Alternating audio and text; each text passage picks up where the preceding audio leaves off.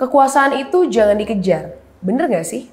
Kalau menurutku mungkin begini, sebaiknya memang kekuasaan itu nggak dikejar kalau kita nggak tahu apa gunanya ketika didapetin kekuasaan itu.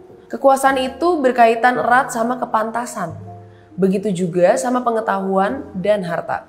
Semuanya terkait, pantas gak sih kita punya ini itu? Mungkin kamu bisa ngebayangin satu sosok kalau misalnya kita ambil contoh anak SMA yang sebenarnya dia harusnya masih SMP.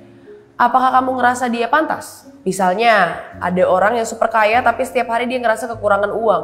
Setiap hari dia nggak mau nolong orang yang butuh. Setiap hari dia hanya pamer ini itu kepada orang lain. Sayangnya, hartanya hanya ingin digunakan untuk membuat orang kagum sama dia. Sama kasusnya sama orang yang pinter, tapi cuma menggunakannya buat jadi ajang pamer ketika reuni sekolah. Mungkin itulah dimensi kepantasan. Beda ya, kalau memang kita pinter akibat belajar kerja keras, pasti kita bisa menghargai hasilnya. Kita tahu kepintaran yang diraih dengan normal biasanya akan ngebuat kita mikirnya biasa aja. Semua orang bisa pinter kalau belajar. Begitu juga dengan kekayaan. Biasanya kita akan menganggap hasil kerja keras itu normal kalau menghasilkan kekayaan. Nah, gimana dengan kekuasaan? Memang sebaiknya kekuasaan itu nggak dikejar. Dia akan datang dengan sendirinya kalau memang kita dinilai layak untuk memegang tanggung jawab besar.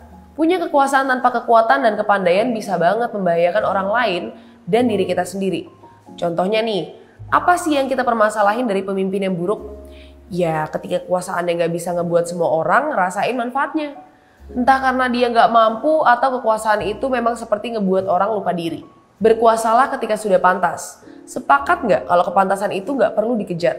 Kepantasan itu adalah sebuah proses.